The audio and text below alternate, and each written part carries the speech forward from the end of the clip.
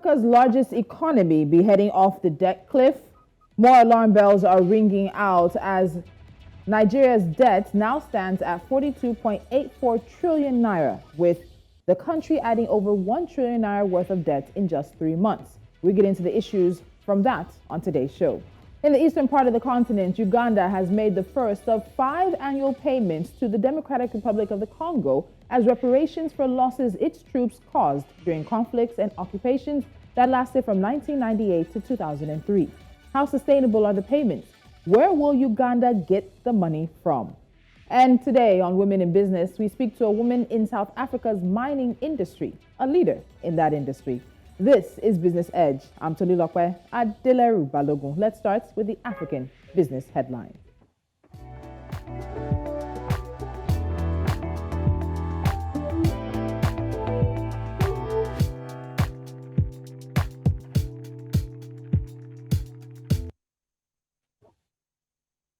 President Muhammadu Buhari has written to the Nigerian Senate seeking approval for the issuance of promissory notes totaling over 402 billion naira to 3 states. The first of such requests asks for 375 billion naira to settle outstanding claims owed various exporters for the export expansion scheme. Other similar debt payment requests to be routed through debt management offices were 6.706 billion naira for the Kebbi State government and 2.706 billion naira to Taraba State, both for constructing federal roads. And staying in West Africa, negotiations between electricity workers and the Nigerian government have pushed past the 2-week deadline given to end last month's strike. There is a resolution expected this week. Now, according to a union leader, the 2-week duration given for the negotiations was unavoidably extended after the two sides realized the volume of work that needs to be completed was more than what was initially anticipated. Outside of Nigeria, Ghana's 2026 euro bonds have declined 2.5% to $59.30, which is now a record low. The debt has fallen 35% this year, sending the yield as high as 27.58%. The West African country is poised to start talks with domestic bondholders on a restructuring of its local currency debt as part of the West African nation's plan to secure a $3 billion loan from the International Monetary Fund. Ghana's largest debt investors, including local banks and pension funds, are preparing to engage in a discussion on debt reorganization that could entail extension of maturities and haircuts on principal and interest payments. In East Africa, Kenya's banking sector regulator has cleared just 3% of the 288 applications for the digital loans market, underscoring the rigorous licensing process that could lock out hundreds of applicants from the very lucrative industry. The Central Bank of Kenya says it granted licenses to 10 players who have been in operation for just over a year, leaving market leaders scrambling to explain their deferred approvals. Now, some of those market leaders in operation are yet to receive the regulatory nod, but the CBK says it has allowed all applicants to continue operations pending the conclusion of the process. Tanzania is making changes to the fees for transferring funds from banks across mobile networks. The country's Minister of Finance and Planning, Dr. Mwigulu Nchemba, said that this was a response to complaints from the public on the ongoing charges in the country. He explained that the plan includes the end of charges for transferring money within the same bank and abolishing the charge for transferring money from one bank to another. And those are a few business headlines for you. Now we get into our first conversation. Nigeria is more than 42 trillion naira in debt. All of the debts is not the federal government, but more crucially, Nigeria's debts increased by over 1 trillion naira in just 3 months. What's going on in Africa's largest economy? We find out after the break.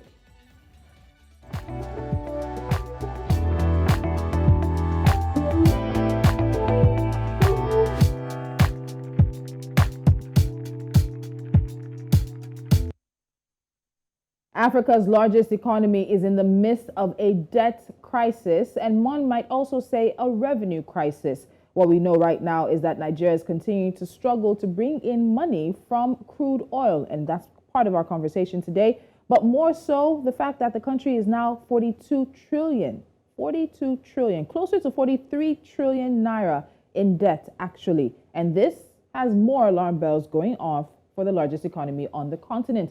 Joining me today to discuss this is Ayodeji Daudu. He's the Director, Central and Eastern Europe, Middle East and Africa Fixed Income at Bank Trust and Co. Ayodeji, welcome to the show. Thank you for joining me. Hi, good morning. Thanks for having me. So the news of Nigeria's debt situation actually broke just a little over 24 hours ago. And unfortunately, it continues to meet the alarm bells we've seen for a number of years now, given Nigeria's situation. So total debt increased by 1.24 trillion between March and June this year, bringing the total debt stock for the country to 42.84 trillion naira, or about $103 billion. So Ayodeji, the first question I have to put to you: how did Africa's largest economy get into so much debt? Well, it goes back several years, right? I mean, a lot of the debts you could argue were being used to fund the budget deficit. Some of that deficit was a result of capital expenditure.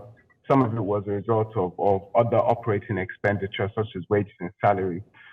More recently, you would argue that a lot of the debt is actually being driven by the need to make subsidy payments for the subsidizing of petrol. As we widely know, I mean, the country continues to subsidize petrol at below 200 naira when it probably should be selling at close to more than double that figure. In addition to that, I mean, you also have a continued increase in the wage bill as well in the budget, which does not bode well for the long-term sustainability of the country. There's been several calls for the country to look to put an end to subsidy. Unfortunately, it doesn't appear that that would happen in the near term. I think that the guidance that we've seen could be that it could happen in 2023. But then again, you know, that's something that's been mentioned in the past that may not necessarily come into fruition. And I think it's important to note, I mean, one of the headlines you mentioned before was Ghana. If we continue down this path, I mean, there's no reason why we won't end up at Ghana levels. I mean, you would argue at this point is that we have a relatively lower debt to GDP, which the administration continues to hamper on about. But if you look at our debt service to revenue ratio, it's extremely high. I think earlier this year there was echoes that it's as high as 100 and something percent, which means effectively we're using all of our revenues plus some more to service debt. And so that's an interesting point you make, because we had the conversation on that in terms of the fact that just about 2 months ago, thereabouts, the news broke that Nigeria was basically having to pay for its debts with every single thing it was bringing in and then some. But let's also focus on this. All of the debt is not just the federal government alone, and the focus tends to be on the federal government. But what we found is that the states are also responsible for Nigeria's debt situation as well. So what's going on with the states? It's said that Lagos State is actually the next state in line after the federal government that owes so much money. What's happening with Nigerian states and their viability as even financial independent entities? Well, I think there's been a continuous issue with the states in terms of their ability to generate revenue outside of what they get in terms of FAC. I mean, if you look at individual states, I mean, I think Lagos is probably one of about 5 states that can meet its own operating expenditure from its own internal generated revenue. The other states have struggled in this aspect and have been heavily reliant on FAC. And what's happened is that over the last 12 to 18 months or so, where FAC allocations have not been impressive, those states have struggled and often called for the government to put an end to subsidy, because the subsidy was hindering their own allocations as a result. I mean, if that continues, I mean, they would also continue to increase their debt take as well, just to meet their own operating expenditure, let alone capital expenditure. So as much as we focus on the federal government level, you know, it's also a similar story at the state level as well. All right, so let's look at what the debt office is also saying, because it seems like they think it makes a difference, this particular point. So the Nigerian Debt Management Office says that most of the debt that the country has taken in the past between March and June was sourced locally and not externally. How much of a difference does that make, this particular fact that a lot of this debt in the past, just a few 3 months or so thereabout, is coming from internal lenders and not from external lenders? Does that make a difference? It does, because in the past there was a tendency to look at external funding to support the deficit, because external funding tended to be cheaper. They were in dollars in most cases, but the interest rates were lower. So if you look at some of our Eurobonds, for example, a lot of them, when they were issued, and probably not where they're trading at the moment, was sub 10% levels compared to federal government bond, which were issued above 10% levels, some in 12, 13, 14, 15% areas. So there is a difference there. But again, there's the risk there in the sense that it's foreign currency, right? If we're not generating foreign currency to service that debt, it's a big problem, because if you look at where our reserves now at about 38, 37, 38, $39 billion level, it gives the impression that we can cover our foreign currency interest payments there. But, we don't necessarily have enough foreign currency support import needs, which is why we're seeing the rationing that's going on in the economy. I think the other thing to also mention when you have foreign currency debt is that there is a lot more scrutiny that comes with that than you probably would have when it comes to domestic borrowings, as in contrast. So, Ayodeji, let me ask you this, because also interestingly enough, the DMO talked about how much debt Nigeria added in just 3 months. So Nigeria added 1.24 trillion naira to its debt portfolio in just 3 months. Does this sound about right in terms of what the country and even states are taking on in terms of what they need? Or should we be deeply concerned with this increase in just 3 months? I think you should be concerned, and we all should be concerned. I mean, as I mentioned, Ghana is a case we should all be looking at now in terms of where your borrowings balloons very rapidly, and you're suddenly in a very difficult position in terms of debt sustainability. I think the 1.3 that you mentioned probably doesn't sound a lot when you look at it from a perspective of debt to GDP ratio, which again the government continues to echo about.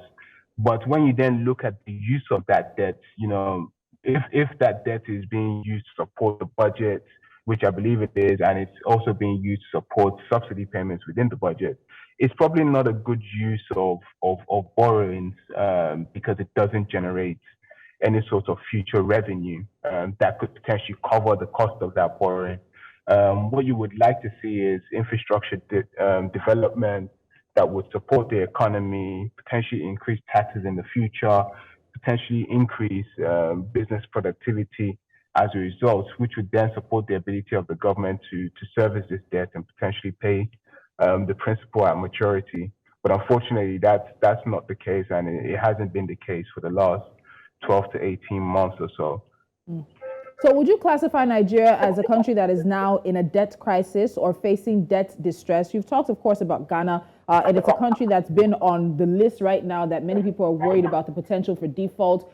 We also look at Ethiopia and Kenya as well. But this is Africa's largest economy. In some situations, people think a bit too big to fail. But what would you classify Nigeria's debt situation as right now? So, I mean, the countries you mentioned, Ghana, Ethiopia, Kenya, I would say Nigeria is a bit far away from there. But if we continue the same trajectory, I mean, I see no reason why we don't end up there in the near, not too distant future, because if you continue to accumulate debt and you're not able to boost revenues to service that, you're in a very dire situation. And I continue to mention what the administration continues to point at is its debt to GDP ratio, which again continues to look low compared to Ghana, So I believe Ghana is about 80 something percent, Kenya is about 70, Nigeria is probably closer to about 45, 50%. So there's still a gap there and a headroom there. But if you continue with subsidy, you continue with a over bloated budget, and you continue to underperform in terms of oil production and non-oil revenues, you will find yourself in a similar position. And so that last point takes me to my next question. You've mentioned subsidy as one of the things that's draining resources, that's draining money from Nigeria, but also Nigeria's really main source of revenue is crude oil. And what we saw in August is putting a lot of people on edge. Nigeria produced about 900,000 barrels of oil a day in August, and that's just about 45% of the agreed OPEC output. Angola, the second largest crude oil producer, overtook Nigeria, and some even said so did Libya, which is a war-torn country.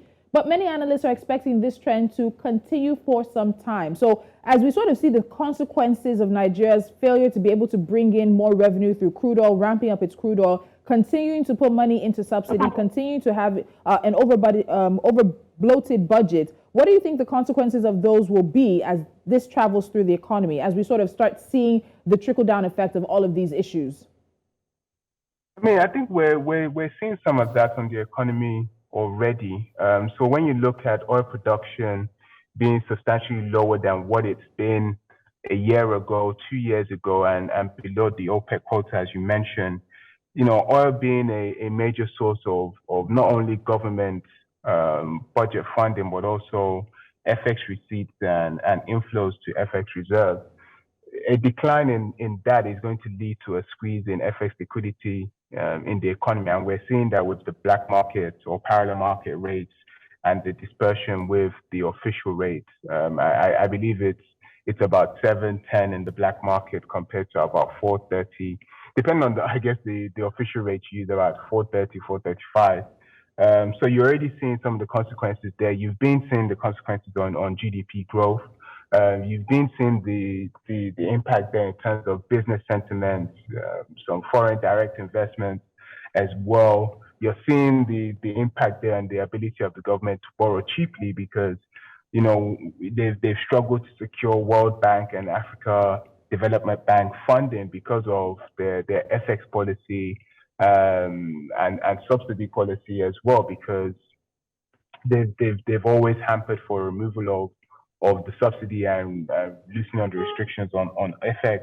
So I mean, generally, you're seeing the consequences of substandard oil production already. I would say there's probably scope for it to get worse if production continues to decline at the rate it's going. I mean, if you had asked anybody probably a year ago if you'd see Nigeria producing 900 or sub 1 million barrels per day, it would have been hard to see. I mean, I think the last significant decline we saw of this level was back in 2015-16 when the Focados facility was shut in.